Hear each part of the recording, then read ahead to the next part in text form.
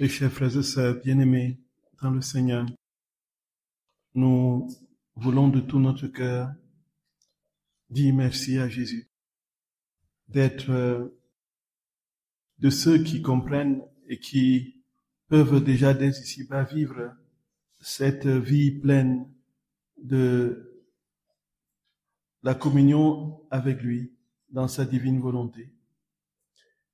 Et nous lui disons merci pour tout ce qu'il a enduré et souffert pour nous, pour que nous en soyons là. Nous le remercions de tout notre cœur pour le sang qu'il a versé pour nous sur la croix. Et avant la croix, dans le jardin de Gethsémani, ensuite à la flagellation. Pour ce sang encore qui circule dans le monde entier et qui se répand au fur et à mesure des messes et des célébrations eucharistiques. Ce sang qui est la vie même de Dieu. Ce sang qui est le signe de l'éternelle alliance que nous avons réalisée et qu'il a réalisé avec nous. Prenez et buvez-en tous, car ceci est mon sang versé pour vous. Signe de l'éternelle alliance, versé pour la multitude. Voici ce sang, frères et sœurs d'amour. Le miracle, c'est que non seulement il coule dans le Saint-Sacrement de l'autel, mais nous pouvons, même sans le Saint-Sacrement de l'autel, le faire circuler dans tout l'univers, si nous sommes dans la divine volonté. Et c'est ici que les choses sont tout simplement vertigineuses. On arrive à un sommet de vertige dans l'amour infini de Dieu, et on est devant tout simplement l'impensable et l'inimaginable. Le sang de Jésus a coulé dans son incarnation, au cours de sa passion. Avant de mourir, il a institué le Saint-Sacrement de l'autel, où ce sang continue à couler. Avant d'entrer dans cette troisième étape du sang que nous pouvons prendre dans sa divine volonté et la répandre sur tous, restons quelques instants sur le mystère de l'Eucharistie où son sang coule lorsque la messe est célébrée. On est aujourd'hui devant le constat douloureux de très nombreux pans de la chrétienté qui vit au protestantisme, du catholicisme qui vit au protestantisme. Dans les programmes et les manuels de catéchèse, dans la conception, dans la liturgie, et dans la manière de considérer la communauté chrétienne. Dans les programmes scolaires, on voit de plus en plus, frères et sœurs bien-aimés, disparaître cette verticalité du mystère de la communion avec le Seigneur dans le Saint-Sacrement de l'autel. On voit de moins en moins, on voit de plus en plus ce mystère complètement éclipsé. Les enfants préparent leur première communion sans savoir de quoi il s'agit véritablement. La communion dont ils, voilà. Et on leur donne de faire des coloriages, sans que le mystère soit dévoilé. Et il n'y a absolument rien qui porte l'enfant à entrer dans une relation intime avec Jésus Eucharistique qu'ils vont recevoir pour la première fois. Et on est même arrivé parfois, pas très loin de nous, à des aberrations absolument inouïes. Ceux qui préparaient les enfants à la première communion étaient loin eux-mêmes de savoir ce que c'est que la communion et l'Eucharistie. Et on a assisté, frères et sœurs bien-aimés, je pense que j'ai eu l'occasion de vous en parler. C'était un immense scandale qui s'est déroulé quelque part, et une histoire vraie, je peux vous dire que c'est vrai.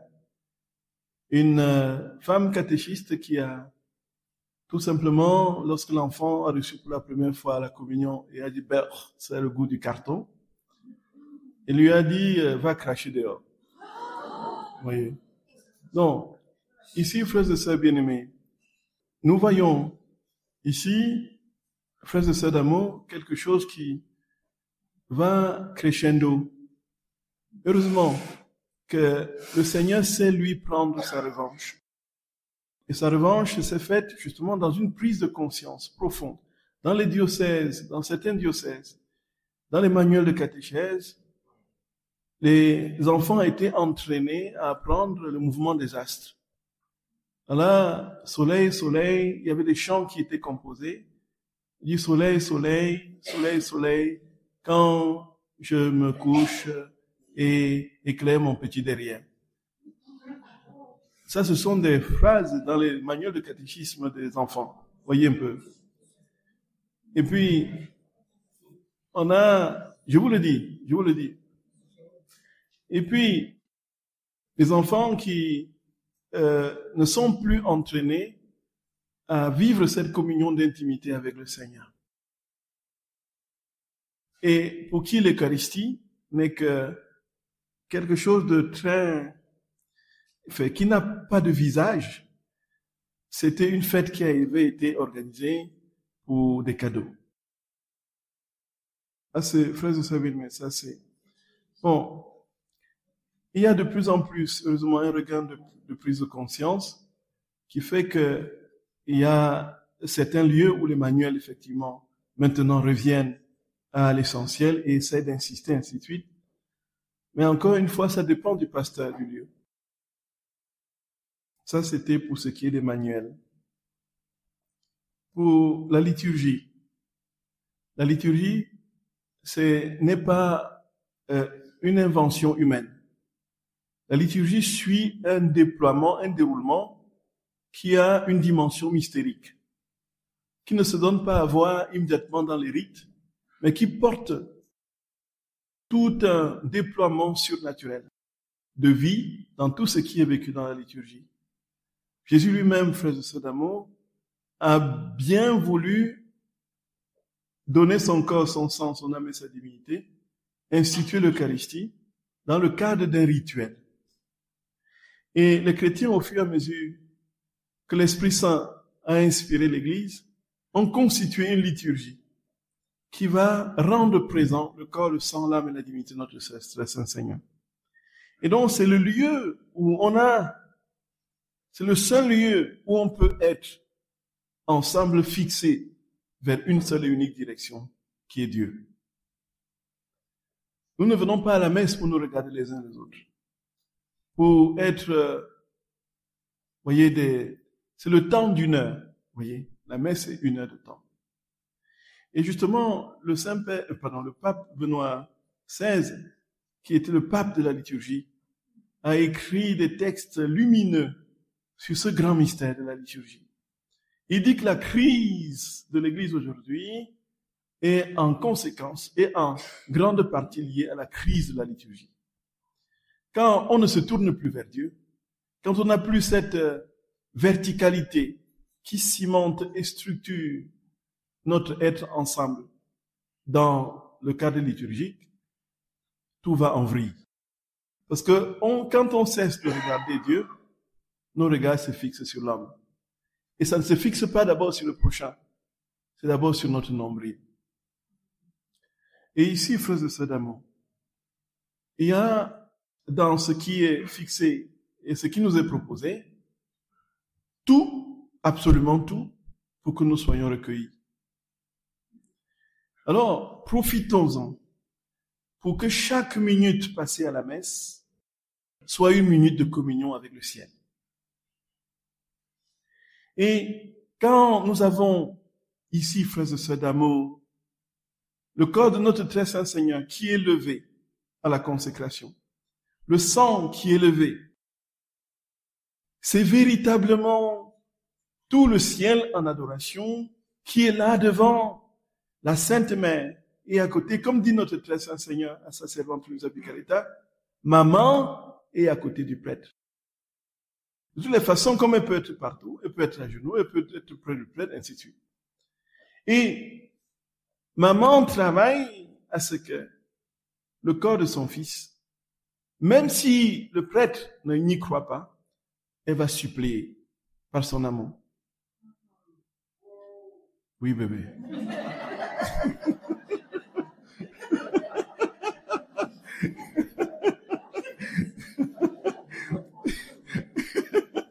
Comprends tout, oui. Oui. Oui. Oui.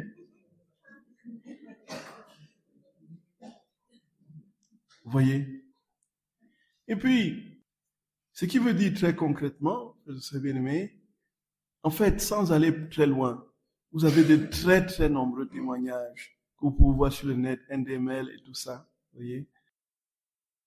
Je connais des personnes singulièrement, très nombreuses d'ailleurs, je ne les compte même pas, qui ont eu des grâces la grâce de voir Jésus pendant la messe, de voir le corps de notre Seigneur, de voir Jésus, voir son sang. J'en connais des tonnes comme ça. Son quotidien, voyez. Et moi, j'ai jamais rien vu. Mais je crois. Je crois. Vous voyez. Je crois. Et donc, ce qui veut dire, très concrètement, frères et sœurs d'amour, que lorsque nous sommes à la messe, le sang de Jésus qui est présenté par le prêtre, quand le prêtre lève le pain et le vin, il y a une jubilation céleste. Tout le ciel est présent. En fait, vous savez, dans les catégories de l'éternité, il n'y a plus de temps, il n'y a plus de limite, il n'y a plus d'espace. Ce qui veut dire que peu importe l'endroit où vous célébrez la messe, tout le ciel sera présent. Et Dieu sait qu'il y a des milliards qui sont de saints, d'esprits célestes et tout cela. Et donc, puisque la Trinité est présente au cœur de la messe, lorsque le Fils se donne en son corps, son sang, son âme et sa divinité, il est dans la communion du Père qui est réalisée par le Saint-Esprit. C'est la Trinité qui descend. Et le ciel, c'est quoi? Le ciel, c'est la Trinité avec tout son contenu. Le contenu, c'est tout. Dieu ne peut pas se déplacer sans ses saints et sans ses anges. Sans sa Sainte Mère et tout le reste. Ça veut dire que pendant la messe, tout ce monde est présent. C'est le seul endroit où vous avez tout le ciel. Pas un seul qui est entré au ciel.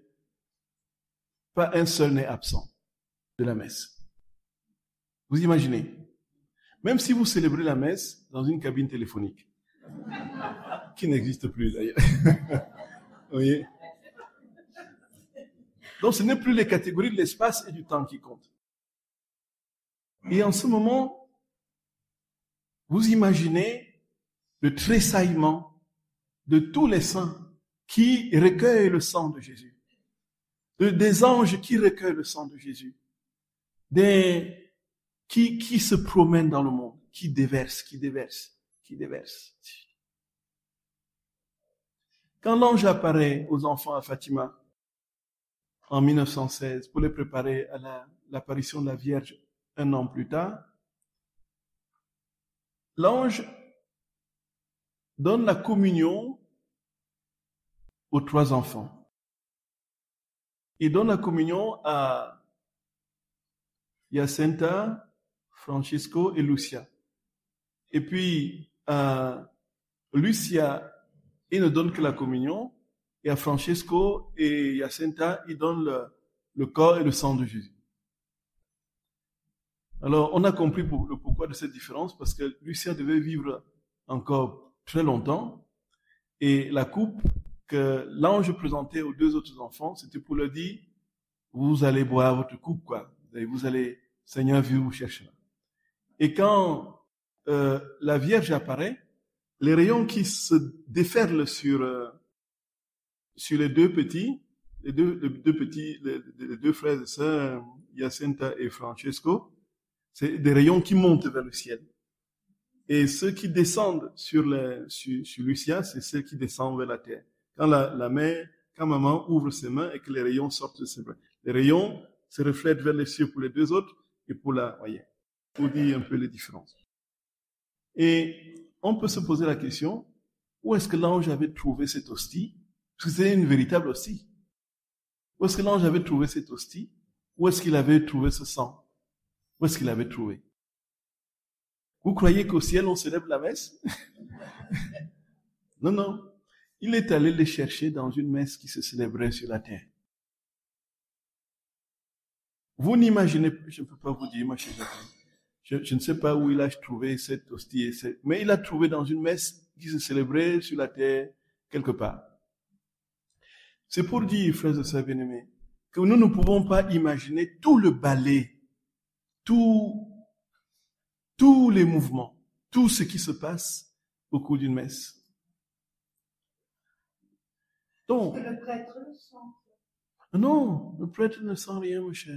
En fait, il y en a peut-être, Saint Padre Pio, il devait sentir beaucoup de choses, oui. Mais je peux vous assurer que moi, je ne sens pas grand-chose. Voyez? Voyez?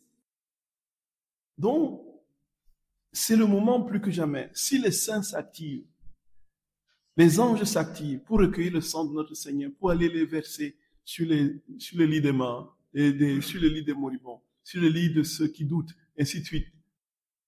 Mais nous, qu'est-ce que nous faisons pendant ce temps? Nous nous remplissons de pensées mauvaises contre le voisin, contre la voisine. Disons, regarde même tout le bruit qu'il fait, regarde même son chapeau des années 50. Ton chapeau des années 50, oui.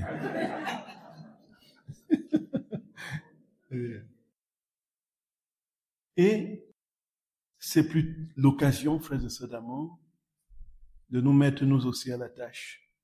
Et depuis que j'ai compris cela longtemps, quand je lève la coupe de notre Seigneur, je demande que son sang se répande d'abord sur tous ceux qui sont là, chacun individuellement, ensuite se répande sur des personnes qui m'ont confié des prières, ensuite sur des voilà, et pour terminer sur toute l'humanité.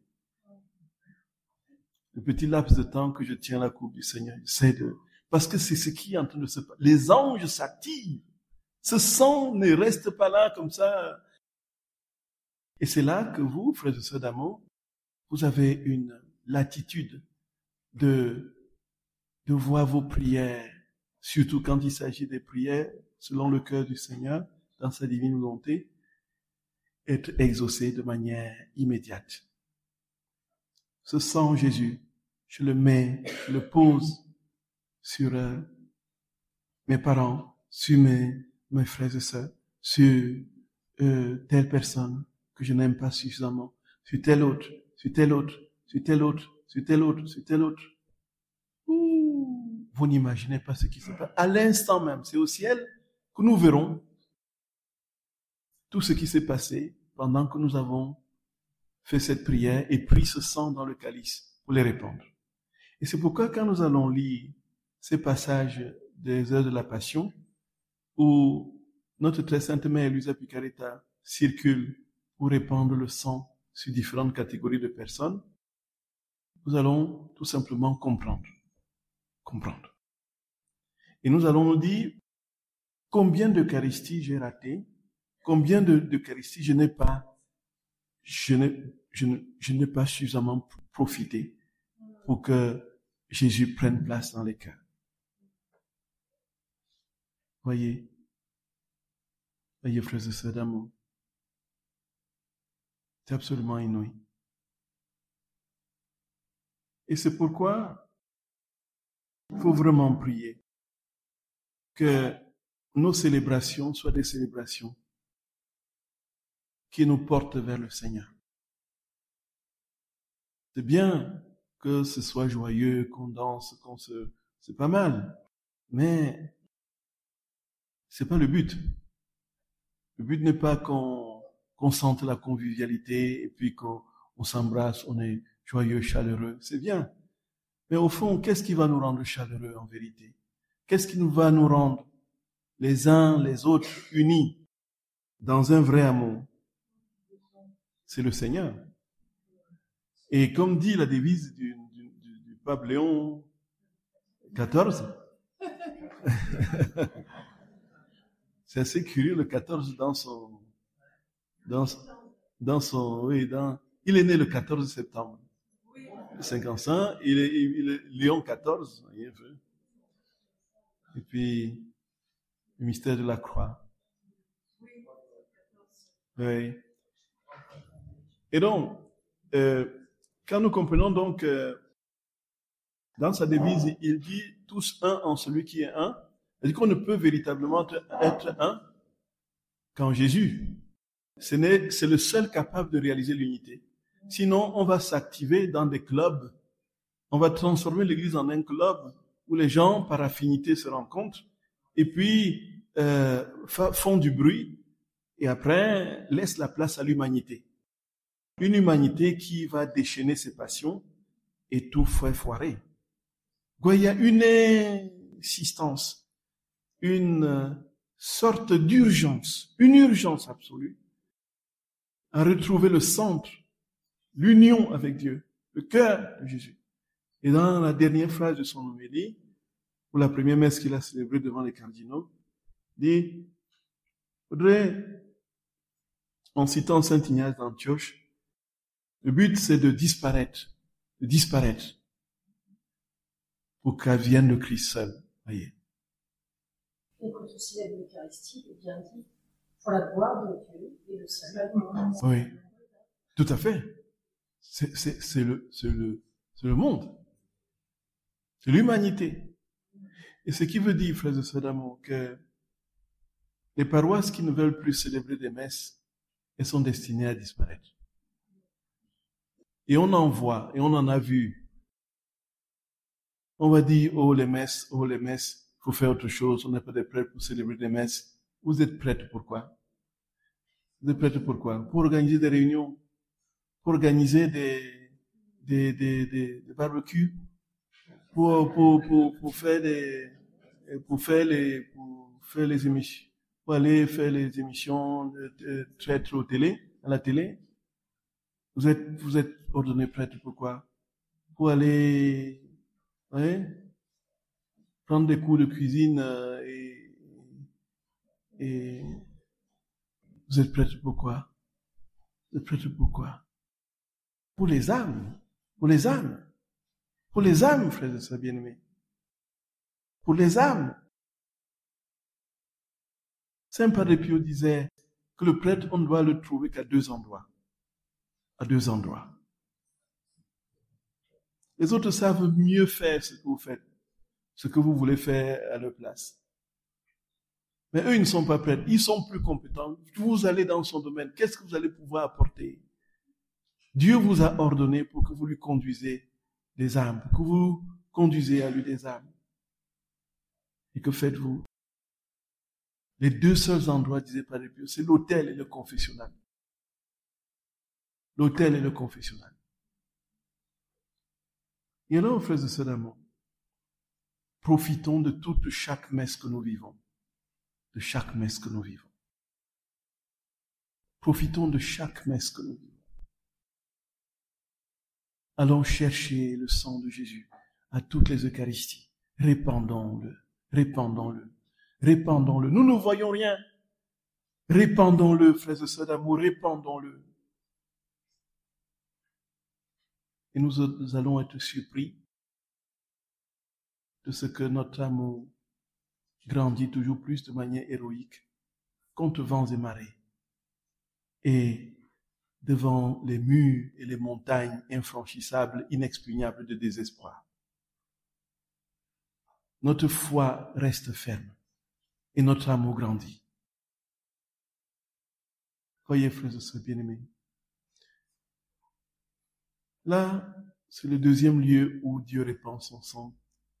On a parlé de son incarnation dans le mystère de l'Eucharistie comme il le célèbre.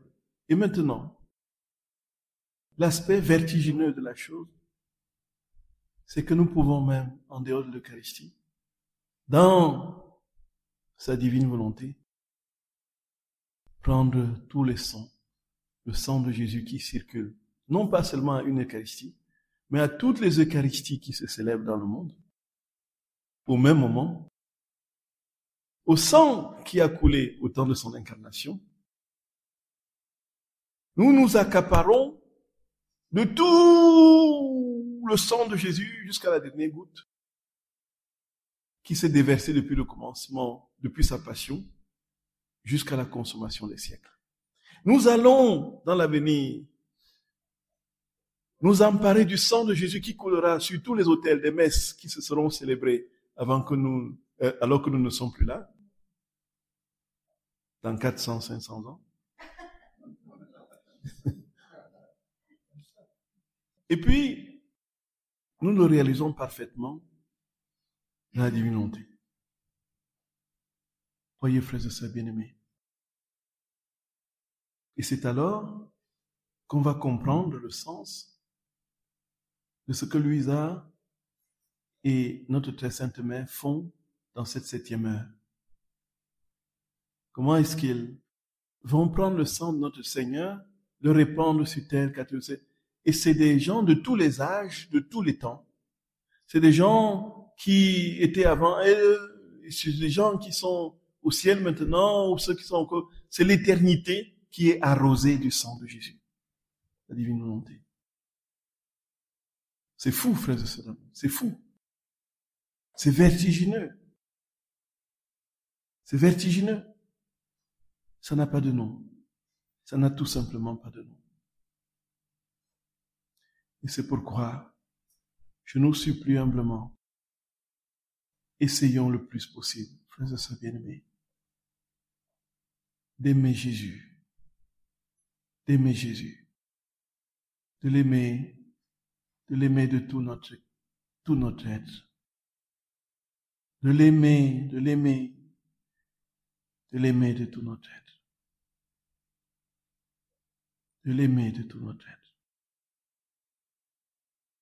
De l'aimer de tout notre être. Comme il a soif de nous, demandons-lui de nous donner, d'avoir soif de lui. Que tout en nous, tous les pores de notre peau, crient vers lui, j'ai soif, j'ai soif. Comme un cerf altéré cherche l'eau vive, ainsi mon âme te cherche toi, mon Dieu. Demandons-le lui avec insistance. Avec insistance. Vous avez la parole, frères et sœurs bien-aimés, pour les questions. J'ai une question en fait relative à la fin de la 7e heure. Quand Louisa nous explique en fait qu'elle va faire le tour du monde avec la Vierge Marie, à un moment donné, dans l'édition ecclésiaque, elle parle de Madeleine, et elle parle également de Marie. Mais pas Marie, la mère de Jésus, Marie. Qui est cette Marie? Oui. Donc c'est à la fin de la 7e heure. Oui. Entre 23h et minuit, édition Résiac. Bon, il y a Marie, femme de Cléophas, dont il est fait mention dans l'Écriture. Il y a, au pied de la croix, il y avait Marie, femme de Cléophas, qui était certainement le père d'un des cousins de Jésus. Et puis il y a Marie, celle qu'on a appelée le Marie Salomé, Marie, femme de Cléophas ou Marie Salomé. Il y a Marie, dite Madeleine. Et il y a Marie, notre Sainte Mère. Voyez un peu. Il y a Suzanne aussi qui était au pied de la croix. Et puis il y a le Jean. Il y avait Jean. Donc voilà pour ce qui est des maris. Pour ce qui est des maris. Donc si déjà Marie-Madeleine est citée, et que ce n'est pas notre très sainte mère, c'est cette Marie-là, si c'est dans la logique de l'évangile. Oui, qui a d'autres questions?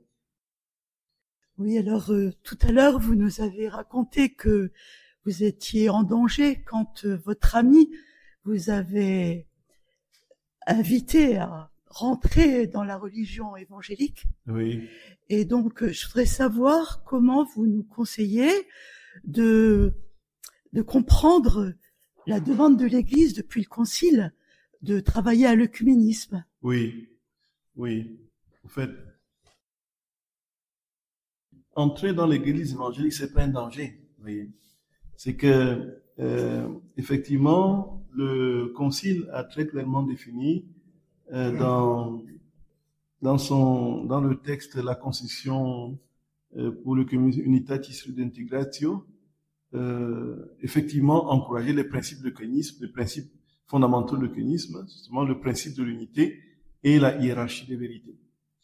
Ce sont les deux grands concepts qui meuvent toute réflexion œcuménique aujourd'hui encore dans les différents cercles œcuméniques qu'on peut avoir. Et il y a un autre document, effectivement, qui porte cette mention, il dit que je crois, on le trouve aussi dans le catéchisme de l'Église catholique, qui fait mention, effectivement, des semences de vérité qui se trouvent dans les autres religions. Voyez un peu. Donc, si on va chez les évangéliques, on n'est pas perdu. Bon, encore une fois, on en parlait à table avec, c'est Bernard? Non. C'est Jacques, tout à fait. Tout à fait. La religion chrétienne, la religion catholique a hérité du renouveau charismatique, justement, du mouvement pentecôtiste, voyez. Un mouvement pentecôtiste qui a vu le jour en 1901, lorsque Charles Parham, dans son église de Kansas City, à Topeka, a demandé aux étudiants de fouiller la Bible, de travailler ardemment pour déterminer quel est le signe tangible, concret, indiscutable qui montre et qui prouve qu'on est vraiment baptisé du Saint-Esprit. Et tous parviennent à la conclusion, l'unique conclusion, que c'est le parler en langue. Ensuite, il y a tout un mouvement qui se met en route. Et la nuit du 31 décembre au 1er janvier 1901, alors ils vont faire l'expérience d'une certaine Agnès Osman, va recevoir l'imposition des mains et elle va commencer à parler en langue. Il y a un mouvement absolument inédit qui se déploie sur la déferlante du Saint-Esprit dans les charismes et les dons. Et puis, les autres étudiants qui étaient là ont demandé que l'on impose les mains aussi. Il y a eu toute une nuit d'effusion. Ensuite, il y a des pèlerinages qui se sont multipliés à Topeka. Et puis, ensuite, c'est un autre pasteur baptiste noir, William Seymour, qui va encore, d'une manière, dans les années 1906, va mettre alors le feu pratiquement. Donc, ce sont des mouvements où l'action du Saint-Esprit s'est déployée de manière exponentielle. C'était de manière, voyez, charismatique et libre comme ça, tel qu'on ne l'avait pas dans l'Église catholique, voyez. Et justement, on va voir progressivement une ouverture, au point où, je pense, ces étudiants de l'université de Pittsburgh, qui, dans une recollection, vont eux aussi expérimenter la grâce du baptême du Saint-Esprit et de la prière en langue, en plus de tous les charismes qui se déploient. Cette université catholique va donc répandre le renouveau charismatique dans l'Église. Et dans les années 60, donc il arrive même que le pape Paul VI va même dire dans une audience en 1965, il dit que le renouveau charismatique est une chance pour l'Église catholique, voyez. Et ça vient d'ailleurs, voyez. On peut pas dire que si on va chez les évangéliques ou chez les pentecôtistes, on est perdu. On ne dit pas qu'on est, voilà. Mais on n'a pas la totalité de la vérité.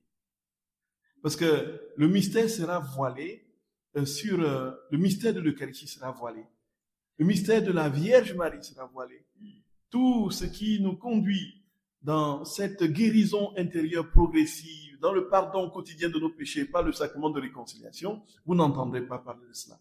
Voyez, il y aura un pan entier de la vérité, de la puissance de Dieu qui sera frustré, qui sera bridé par une conception fondamentaliste, littéraliste de la Bible, parfois loin de toute véritable recherche exégétique qui aurait pu creuser les questions et comprendre la pratique des autres églises. C'est pourquoi, très cher, en fait, c'est bien qu'on soit chrétien, mais c'est mieux d'être catholique.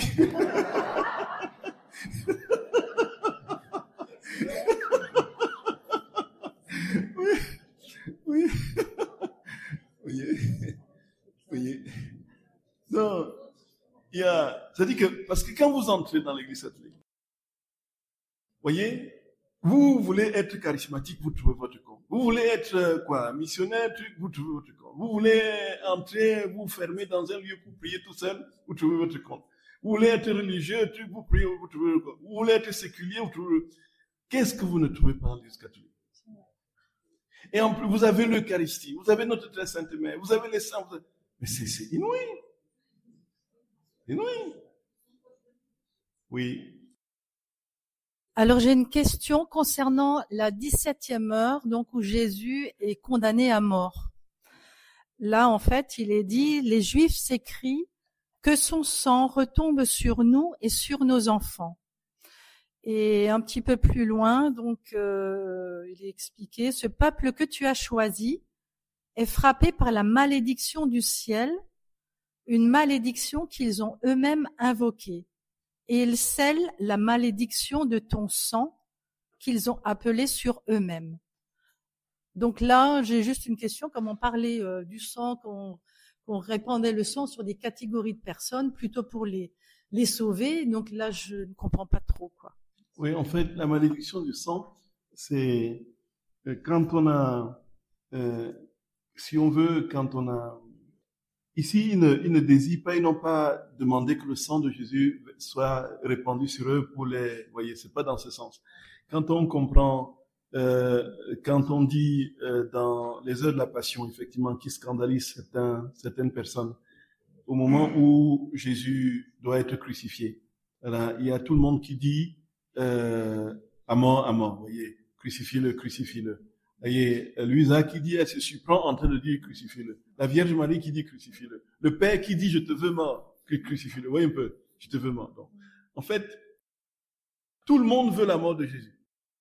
Et chacun a un motif particulier. Vous voyez. Donc, si Jésus n'était pas mort, nous ne serions pas sauvés. Et donc, sa mère, c'est pourquoi elle est debout au pied de la croix. Sa mère savait que son fils devait mourir. Elle n'a rien fait pour empêcher que son fils ne meure.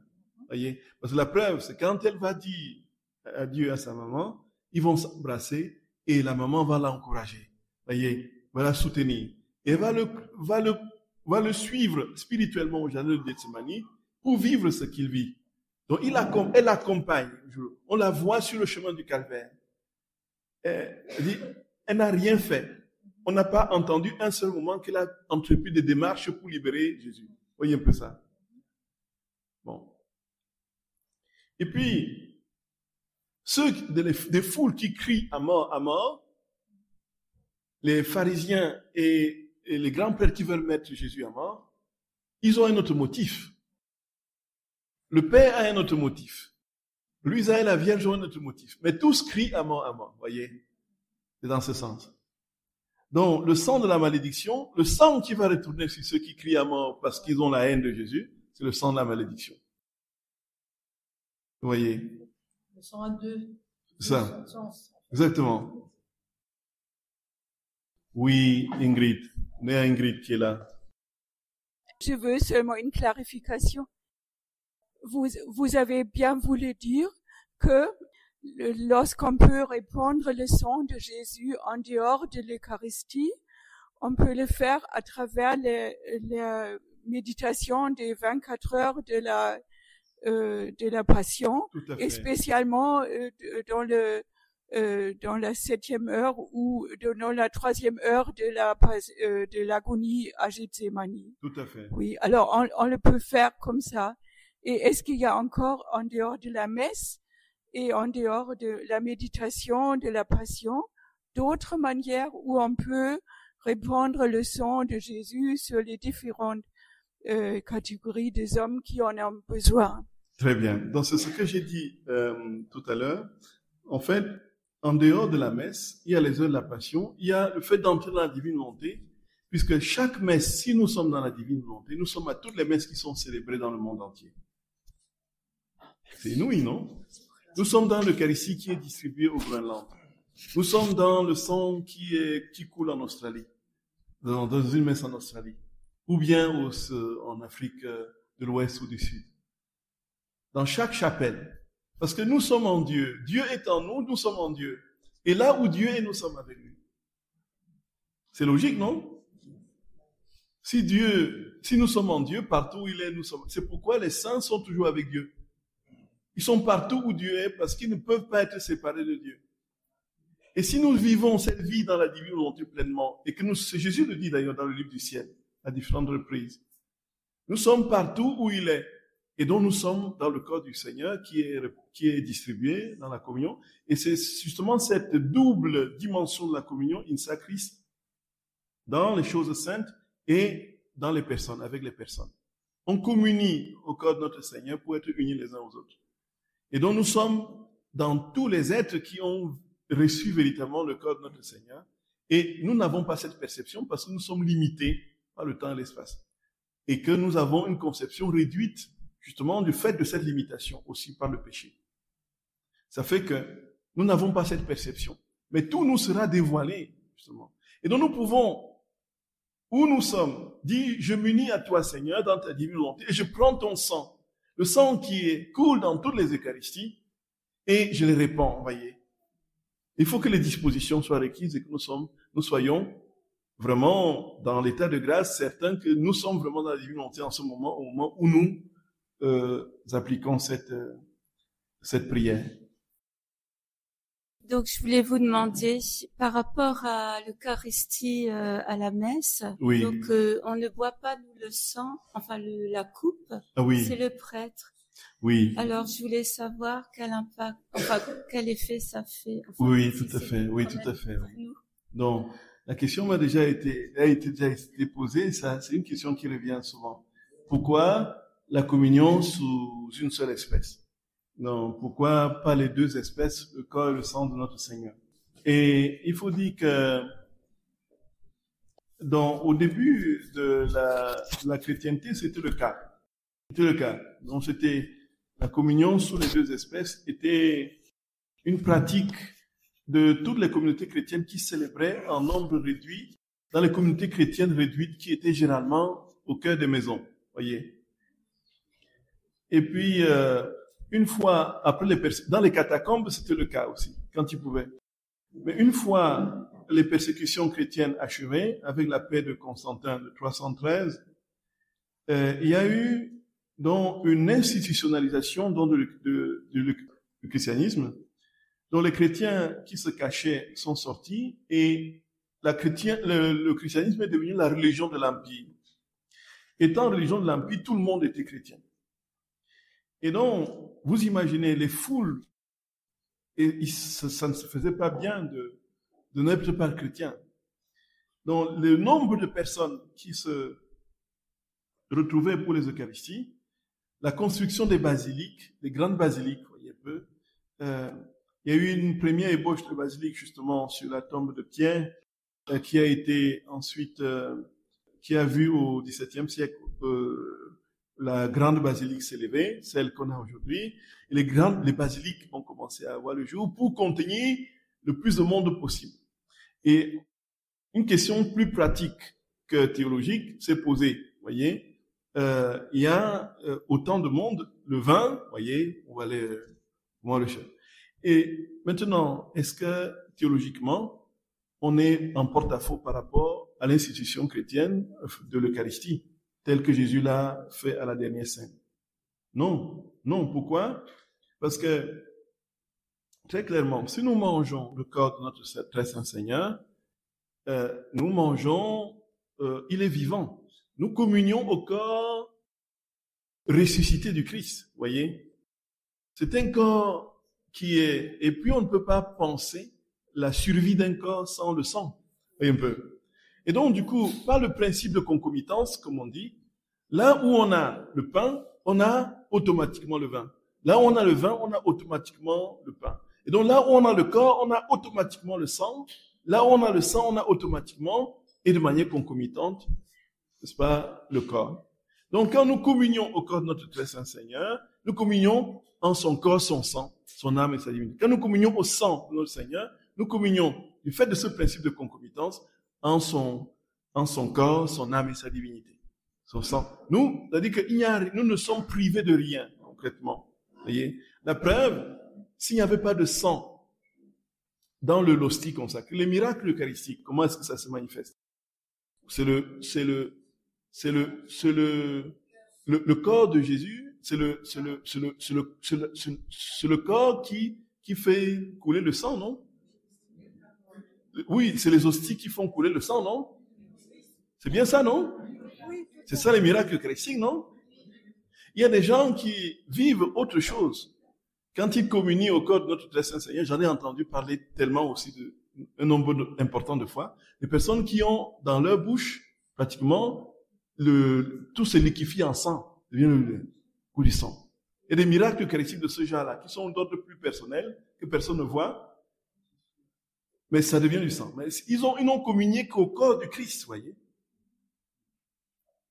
Donc vous voyez la preuve tangible que si vous communiez au corps de notre très saint Seigneur, vous ne communiez pas seulement à son corps, à sa chair séparée de son sang, puisque son sang est dans sa chair. Voyez, frères et sœurs bien-aimés. Oui. Oui, Christiane. Oui. Oui, je voulais aussi dire que lorsqu'on prie le chapelet du précieux sang, on prie pour le monde entier, parce que quand on cloue la main, c'est pour les pécheurs. Quand on cloue l'autre main, quand on cloue le pied, je veux dire, on le répand aussi sur le monde entier. Oui. Il est très précieux et miraculeux, ce chapelet du précieux sang. Tout à fait, Christiane. Tout à fait, mon cher Christiane. Oui. On est d'accord. On est d'accord. Oui, très bien. Oui, il y a une phrase qui vient de me revenir de l'évangile et j'en ai déjà entendu des explications, mais je voudrais bien entendre la vôtre. Là où il y a la chair, descendent les vautours. Oui. Est-ce qu'il y a un rapport? Là où il y a la chair, non, descend les vautours. C'est-à-dire que là, c'est dans les évangiles apocalyptiques, du moins dans les évangiles des fins dernières, dans Matthieu au chapitre 24, ou le 25, 24, là, quand le Seigneur donne des signes, Matthieu 25, Luc 24. Donc, là où le Seigneur donne des signes pour la fin du monde. Il dit, quand vous entendrez cela, quand vous entendrez les bruits de guerre, voilà, il est ici, le Messie est là, n'y allez pas, voyez un peu. Et puis, les signes de la fin comme ça. Il termine effectivement en disant là où se rassemblent les vautours. J'ai oublié le terme précis. Donc ici, en fait, il y a un mouvement qui se crée. Jésus avertit sur quelque chose qui se passe lorsque les fins dernières arrivent. La panique fait que tel se proclame Messie, tel autre se dit celui qui va sauver l'univers, tel autre va proclamer. Il dit, vous n'ayez aucune crainte. Alors, et il donne la finale en disant, là où il y a les cadavres, c'est rassemblement le vautour. Non. Je sais qu'il y a des mouvements évangéliques qui ont interprété ce verset. Certains ont dit que et là où les vautours se sont rassemblés parce qu'il y avait la terre, la chair, ils disaient que la fin des temps approche parce que, n'est-ce pas, il y a eu la création de l'État d'Israël en 1947-48, et puis les vautours, donc c'était le signe de retour de tous les Israélites et dont la fin sera là. Donc c'est pour vous donner un peu une idée de ce que peut être une interprétation littéraliste, fondamentaliste de la Bible qui ne tient pas compte de... Bon, ici, la signification peut être comprise autrement comme étant, si vous rendez disponible à ces faux prophètes, à ces personnes qui viennent vous vendre des illusions, voyez un peu, alors ils vont se ruer sur vous, voyez. Vous êtes le cadavre qui va attirer des vautours. Ne prêtez pas votre crédulité à ce qui va conduire des gens à faire de vous un fonds de commerce, le marchandise, voyez un peu. Il met en garde contre tous les faux prophètes et contre tous ceux qui travaillent à faire des prédictions, et on voit ça sur Internet maintenant, ça ne s'arrête pas, voyez un peu. Ça ne s'arrête pas. C'est qui va dire la meilleure prédiction possible. Oh, bientôt, avec Benoît, avec Pape François, tout le monde va mourir. Et bientôt, comme le Pape François est mort, il n'y aura plus d'autres papes. Et puis, on entend des catastrophismes comme ça, voyez. Et puis, les gens se prennent la tête. Ils ils se montent le bourrichon. Et puis, ils deviennent complètement, vous voyez, ultra sensibles. Une mouche qui passe, on interprète par rapport à la fin du monde. Voyez? Voyez? Voyez? Matthieu 24, 28. Oui. Matthieu 24, 28. Oui. Selon le proverbe, là où se trouve le cadavre, là sera... Nous ressemblons les vautours, tout à fait. Donc, évitons d'être des cadavres pour les vautours. Ça, en fait. Oui. Père Gabriel, Oui, Michel. est-ce que je peux rajouter quelque chose? Je voudrais juste rajouter quelque chose par rapport à ce dont on a parlé tout à l'heure, par rapport au miracle eucharistique dont parlait le Père Gabriel. Vous savez, des hosties qui sont qui sont tombées et que les prêtres ramassent ensuite pour laisser pendant quelques jours et qui découvrent ensuite qu'effectivement c'est le myocarde, donc c'est un cœur. Et les dernières découvertes scientifiques, donc faites par un scientifique athée, disent que c'est un cœur qui a souffert. Donc il vérifie, il voit dans le muscle que ce cœur a été stressé, qu'il a beaucoup souffert. Et je vais vous dire, mes frères et sœurs, le truc est complètement fou. Le gars, il dit, c'est quelqu'un qui vient de souffrir. Il vient de souffrir. Ça fait 1 heure à peu près, parce que après, il y a un truc qui se développe dans le sang qui fait qu'on sait que la personne, elle était sous stress. Mais cette chose-là disparaît au bout d'une demi-heure, 1 heure. Et donc, dans toutes les hosties, c'est vraiment Jésus qui vient de vivre sa passion. Et c'est prouvé maintenant scientifiquement. C'est fou. C'est fou. Ça vous donne du tournis. Il faut être fou de Jésus. Il faut être fou amoureux. Il faut te brûler. Brûle-moi. Brûle. Ne me laisse rien. Consume. C'est inouï. Ce sera la dernière question. Père, vous avez parlé de cariotype monogénétique pour Jésus. Par rapport au gène de Marie, vous avez parlé ce matin, vous avez dit quelque chose comme monogénétique. Parce qu'il est né de Marie et né de Dieu. Donc, mais ça rejoint un truc que j'ai lu récemment par rapport à un célèbre explorateur, Ron Wyatt, qui a fait, pour résumer, qui a trouvé le sang de Jésus sur le propitiatoire de l'arche de l'Alliance. Et il a fait, dans un labo juif, il a fait analyser la poussière de sang, et elle s'est remise à vivre. Et ils ont pu faire le cariotype, c'est-à-dire le profil génétique de Jésus, quoi. Et eux-mêmes ont été convertis en voyant cette chose-là, parce qu'il y avait les 23 chromosomes de Marie, et un seul Y côté mâle, quoi. Donc voilà. Est-ce que c'est pour ça que vous aviez dit ça, ou est-ce qu'il y a une autre référence? Ah, c'est vous qui m'instruisez. Je savais pas. Ouais, mais en fait, on peut-être par rapport justement aux différents miracles eucharistiques, est-ce qu'ils ont analysé les gènes? Est-ce qu'on a peut-être oui, je sais pas. Plus de toute façon, je sais que on va d'émerveillement en émerveillement, d'étonnement au sujet du Saint-Suaire de Turin, la tunique d'Argenteuil et tout ça, et puis le voile de Manopello, là. Tout à fait exactement, le voile qui avait couvert la tête de Jésus. C'est-à-dire que toutes les caractéristiques sont pareilles. Quand on superpose la tunique et le truc, les blessures sont au même endroit. C'est assez impressionnant, voyez. Et puis, c'est le même groupe sanguin, AB, que l'on connaît. Et puis, le tissu qui ne pousse qu'en Palestine, un peu. La fibre avec laquelle ça a été tissé, qui ne pousse qu'en Palestine, tout ça. Donc là, ce que vous me dites là, où est-ce qu'on a recueilli le sang de Jésus sur le propitiatoire? Où ça? En fait, il y a un célèbre explorateur que je ne connaissais pas, il s'appelle Ron Wyatt, et c'était quoi les années encore? Entre fin des années 80 et jusque... Ouais, il est mort en 80. Où est-ce qu'il a trouvé le sang de Jésus? En fait, il a retrouvé, et vraiment, il fait le sang historique de Jésus? Oui. Il a retrouvé l'arche de l'Alliance en dessous, dans une cavité, en dessous de la vraie place de la croix.